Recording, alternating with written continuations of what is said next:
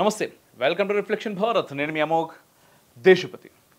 హిందూ సమూహాల్లో చైతన్యం రానంత వరకు మత మార్పిడి ముఠాలు నిరుపేదలు అమాయకులపై తమ వలలు విసురుతూనే ఉంటాయి. America evangelist YouTuber Nicholas Bowling ఆంధ్రప్రదేశ్లో అడ్డు అదుపు లేకుండా మత మార్పిడికి పాల్పడతా ఉన్నారు. నికోలస్ బౌలింగ్ జీవితమే పరమ అరాచకం. పచ్చి తాగుబోతూ పరమ తిరుగుబోతూ లింగభేదం లేకుండా లైంగిక దాడులు చేస్తూ తిరిగే బౌలింగ్ కు హఠాత్తుగా జీసస్ ప్రత్యక్షమై మత మార్పిడి చేయమన్నారట.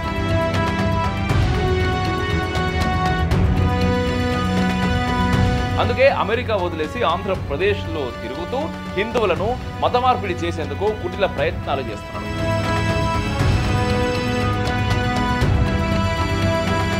మత విద్వేషాలు చెలరేగే నేలపై నేను 7 రోజులు ప్రార్థనలు చేశాను అంటూ తన యూట్యూబ్ ఛానల్లో బౌలింగ్ భారత పర్యటన గురించి చెప్పుకున్నాడు. ఓ విదేశీయుడు వీసా నిబంధనలు ఉల్లంఘించి మరీ మతపరమైన కార్యక్రమాలు చేసినా ఎవ్వరూ పట్టించుకోలేదు.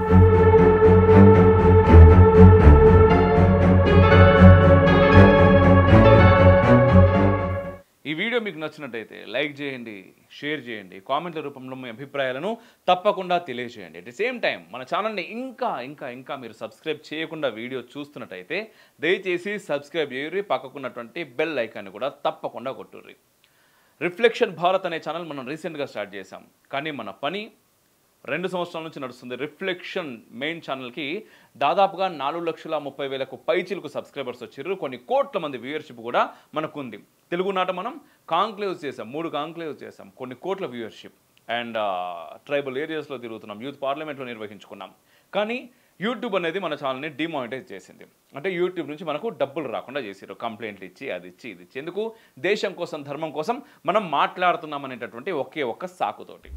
అయినా కూడా వెనుకకు పోకుండా మీరందరూ ఉన్నారనేటటువంటి ధైర్యంతో మళ్ళీ తిరిగి రిఫ్లెక్షన్ భారత్ అని, శ్రీస్తుతి టీవీ అని, సనాతన స్కూల్ అని, రిఫ్లెక్షన్ న్యూస్ అని, ఇట్లా వేరియస్ ఛానల్స్ మనం స్టార్ట్ చేయడం జరిగింది. వాటన్నిటిని కూడా మీరు ఆదరించాలి ఖచ్చితంగా. డిఫరెంట్ కంటెంట్ మనకు వస్తూ ఉంది. ఈరోజు రిఫ్లెక్షన్ భారత్ చూసుకున్నట్టయితే కేవలం 50,000 సబ్స్క్రైబర్స్ క్రాస్ అయ్యారు.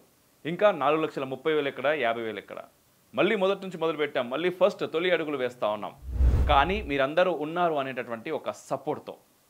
So please do subscribe. And మీకు తెలిసిన వాళ్ళతో కూడా సబ్స్క్రైబ్ చేపియ్యారు. అట్ ది సేమ్ టైం ఆర్థికంగా కూడా మీ చేయుత మాకు చాలా అవసరం.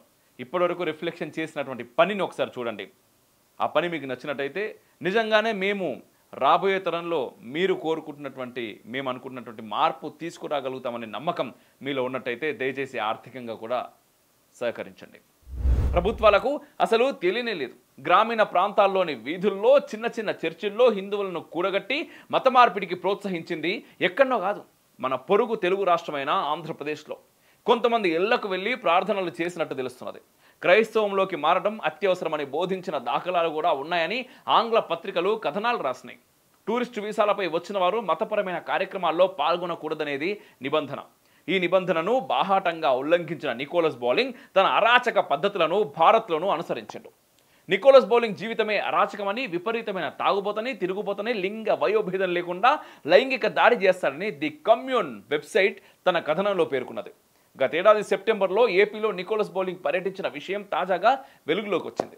అప్పటి వరకు బౌలింగ్ పర్యటన బహిర్గతం కాలేదు. యూట్యూబర్గా ఎల్జీబీటీ హక్కుల కోసం పోరాటంతో పాటు ఎవాంజలికల్ కార్యక్రమాలు నిర్వహించడం నికోలస్ బౌలింగ్ ప్రధానమైన పని. ఎవరి నికోలస్ బౌలింగ్? నికోలస్ జీవితమంతా ఆల్కహాల్, డ్రగ్స్, వ్యభిచారం నిండి ఉంది. బయటకి గంభీరంగా కనిపించిన నికోలస్ ఓ మానసిక రోగి. తీవ్రమైన నేరానికి పాల్పడిన నికోలస్ అమెరికాలో జైలు జీవితాన్ని అనుభవించిండు. జైలు జీవితంలోనే తనకు జీసస్ ప్రత్యక్షమైందంటూ విడుదల తర్వాత కొత్త వేషం వేసిండు. స్వయం విధ్వంసకర వ్యక్తిత్వం ఉన్న బౌలింగ్ హఠాత్తుగా క్రిస్టియన్ మినిస్ట్రీ వ్యాపారంలోకి దిగిండు. ఇదేదో లాభదాయకంగా ఉందని గ్రహించి అందుకోసం తన పేరిట ఓ యూట్యూబ్ ఛానల్ కూడా పెట్టుకున్నాడు. యూట్యూబ్ వేదికగా ఎవాంజలికల్ యాక్టివిటీని పెంచి భారత్, ఆఫ్రికా ఖండాల్లోని దేశాలను చుట్టేస్తా ఉన్నాడు. ఇందులో భాగంగానే గతేడాది చివరిలో మన పొరుగు తెలుగు రాష్ట్రమైన ఆంధ్రప్రదేశ్లో పర్యటించిండు. ఓ పాస్టర్ కుటుంబం అండతో వారం 10 రోజుల పాటు ఏపీలోని గ్రామీణ ప్రాంతాల్లో స్వస్థత సభలు నిర్వహించిండు. తన భారత పర్యటన గురించి చెప్తూ అత్యంత ప్రమాదకరమైన దేశం నుంచి ఆహ్వానం అందుకున్నానంటూ వీడియో మొదలుపెట్టిండు. 32 నిమిషాల నిడివి గల ఈ వీడియోలో ఆద్యంతం భారత్ పైన విషం గక్కుడే ఉన్నది. 80% హిందువులు ఉన్న ప్రమాదకరమైన దేశంలో తాను 150 గంటల పాటు గడిపానంటూ ఈ వీడియోలో చెప్పుకొచ్చిండు. భారతదేశంలో మెజారిటీ హిందువులుంటే 14% ముస్లింలు, కేవలం 2% మాత్రమే క్రైస్తవులు ఉన్నారని వీడియోలో చెప్పిండు. అంతేకాదు భారత్ గురించి వివరణ ఇస్తున్నప్పుడు చూపించిన దేశపటం కూడా ప్రామాణికమైంది కాదు. తలలేని భారత పటాన్ని బౌలింగ్ తన వీడియోలో చూపించింది. అంతేకాదు బౌలింగ్ ప్రస్తావించిన క్రైస్తవ జనాభా 2011 జనాభా లెక్కలకు సంబంధించినవి. క్రైస్తవ వెబ్సైట్ జోషువా ప్రాజెక్ట్ను చూస్తే తాజా క్రిస్టియన్ జనాభా లెక్కలు బౌలింగ్కు తెలిసేవి. క్రైస్తవ మెజార్టీ పశ్చిమ దేశాల్లో క్రైస్తవులు మెజార్టీగా ఉండక ముస్లింలు ఉంటారా? హిందూ మెజార్టీ దేశంలో హిందువులు కాకుండా ఇతర మతస్థులు ఎలా ఉంటారనే ఇంగితపు ప్రశ్నను మరిపించేలా వీడియోను రూపొందించాడు తాగుబోతు నికోలస్. మన దేశంలో క్రైస్తవం బోధించే పాస్టర్లు అత్యాచారం కేసుల్లో చివర్లకు హీనంగా పోక్సో కేసులో ఇరుక్కుంటున్న దాఖలాలు మనం చూస్తా ఉన్నాం. స్వస్థత సభల్లో నీతి సూత్రాలు వల్లించి తప్పతాగి రోడ్డు ప్రమాదాల్లో మరణించిన పాస్టర్లను కూడా చూస్తున్నాం. వీరికి ఈ అమెరికా తాగుబోతూ తిరుగుబోతూ పాస్టర్ తోడేయండు అదనంగా. ఏపీలోని జీవన్ అనే పాస్టర్ ఇంటికి వచ్చిన బౌలింగ్ సదరు పాస్టర్ నివసించే గ్రామంలోని చర్చిలో మత మార్పిడి చేశాడు. అనారోగ్యం బారిన పడిన నిరుపేద హిందువులను మాయమాటలు చెప్పి బాప్టిజం ఇప్పించాడు. ఆ తర్వాత భాగ్యనగరంలోని బెతస్టా చర్చిలో ప్రార్థనలు కూడా చేసిండు. ప్రార్థనల సమయంలో చాలా గర్వంగా బెతస్టా చర్చికి ప్రేయర్కు వస్తున్న వారిలో 90% మాజీ హిందువులేనని, కేవలం 10% మాత్రమే పరంపరగా వస్తున్న క్రైస్తవులని తనకు స్థానిక పాస్టర్ చెప్పాడంటూ ప్రకటించిండు. దీన్ని బట్టి మత మార్పిడి ఏ స్థాయిలో జరుగుతున్నదో అర్థం చేసుకోవచ్చు. తెలంగాణ రాష్ట్ర రాజధానిలో పర్యాటక వీసాపై వచ్చిన ఓ విదేశీయుడు నగరం నడిబొట్టిన మత ప్రచారం మత మార్పిడి చేస్తుంటే పట్టించుకున్న నాథులు లేడు. అధికారులు పోలీసులకు వీసా నిబంధనలు కూడా తెలియకపోవడం మన పాలన తాలూకు ప్రామాణికతను మనకు తెలియజేస్తున్నది. సుమారు 14 మంది పాస్టర్లతో ఏపీలోని ఓ గ్రామంలో సమావేశం ఏర్పాటు చేసిన బౌలింగ్ 10,000 హిందూ గ్రామాలకు గోస్పెల్ తీసుకెళ్లాలంటూ పిలుపునిచ్చిండు. చాలామంది పాస్టర్లు కొంతమంది వల్ల ఇబ్బందులు పడినా దాడులను ఎదుర్కొన్న మారుమూల గ్రామాలకు వెళ్లి మత మార్పిడి చేశారంటూ పొగడ్తలు కురిపించాడు. హిందువులు మిషనరీల నుండి రక్షించుకునే ప్రయత్నం చేస్తారని, అలాంటి సందర్భాల్లో మొత్తం గ్రామాన్ని లక్ష్యంగా చేసుకోవాలంటూ సందేశం ఇచ్చిండు ఈ తాగుబోతు వ్యభిచారి ఎవాంజలిస్ట్ నికోలస్ బౌలింగ్. తన పర్యటనలో ఓ మారుమూల గ్రామంలో భార్యాభర్తలను మత మార్పిడి చేసినట్టు చెప్పుకొచ్చిండు. తన గోస్పెల్ వల్ల క్షణాల వ్యవధిలో సదరు దంపతులు క్రైస్తవంలోకి మారిపోయారంటూ గొప్పలు చెప్పుకొచ్చిండు. జీసస్ మాత్రమే అందరినీ రక్షిస్తాడని తాను చెప్పిన వాక్యానికి దంపతులు ఎంతో మురిసిపోయారంట. బౌలింగ్ ఆయన చెప్తా ఉన్నాడు ఈ మాటలన్నీ. పుట్టిన పసిపిల్లల్ని కూడా తాను మత మార్పిడి చేసినట్టు చెప్పుకొస్తున్నాడు. తర్వాత మరో గ్రామంలో పేదల్ని పట్టి పీడిస్తున్న సైతాన్లను పీడలను వదిలించినట్టు చెప్పిండు. తాను దయ్యం విడిపించిన వాళ్ళలో ఎక్కువ మంది హిందువులే ఉన్నారంటూ కూడా చెప్పిండు. గడిచిన 7 ఏళ్ల కాలంలో ఆంధ్రప్రదేశ్ డెమోగ్రఫీలో చాలా మార్పులు వచ్చినాయి. గత ప్రభుత్వం పనిగట్టుకుని పాస్టర్లకు జీతభత్యాలు ఇవ్వడంతో పాటు అడ్డగోలుగా విదేశీ ఎన్జిఓలను అనుమతించడంతో మత మార్పిడి ముఠాలు విచ్చలవిడిగా గ్రామాల మీద పడినాయి. మరీ ముఖ్యంగా ఏపీలోని ఏజెన్సీ ప్రాంతాల్లో ఈ ప్రభావం చాలా ఎక్కువగా ఉందని అధ్యయనాలు కూడా చెప్తా ఉన్నాయి. అనాది తెగల సంస్కృతి సాంప్రదాయాలన్నీ క్రైస్తవం కారణంగా మరుగున పడినాయి.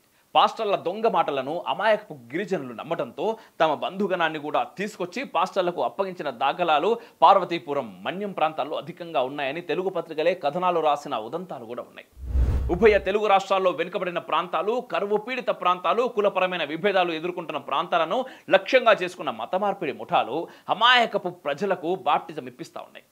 వనవాసి కళ్యాణ సమితి వంటి సంస్థలు లోతట్టు అటవీ ప్రాంతాలకు వెళ్లి గిరిజనులను చైతన్యవంతం చేస్తున్నప్పటికీ మత మార్పిడి ముఠాల తాకిడి అధికంగా ఉండటంతో మార్పిడి యథేచ్ఛగా సాగుతున్నది. ఉభయ తెలుగు రాష్ట్రాల్లోని హిందూ సంస్థలు, సంఘాలు, పరివార క్షేత్రాలు యుద్ధ ప్రాతిపదికన కార్యాచరణకు దిగకపోతే మత మార్పిడి ముఠాలు మరింత రెచ్చిపోయే ప్రమాదం ఉన్నది. పోతే పోనయ్యా మతమే కదా, మతం మారితే ఏమవుతుంది అని మాట్లాడే వాళ్ళకి సమాధానం నేను చాలా సందర్భాల్లో చెప్పినా మీరు కూడా కామెంట్ల రూపంలో తెలియజేయండి. అసలు ఒక విదేశీయుడు మన దేశంలోకి వచ్చి టూరిస్ట్ వీసా మీద చేసినటువంటి అరాచకం బాహటంగా తన యూట్యూబ్ ఛానల్లో పెట్టుకునేదాకా పోయినరు అంటే మన ప్రభుత్వాలు, మన నాయకులు, మన పాలనా వ్యవస్థ ఎలా ఉంది, ఏం చేస్తుంది? నిద్రపోతున్నారా, నిద్ర నటిస్తున్నారా? కామెంట్ల రూపంలో తప్పకుండా తెలియజేయండి. జై హింద్, మేరా భారత్ మహాన్.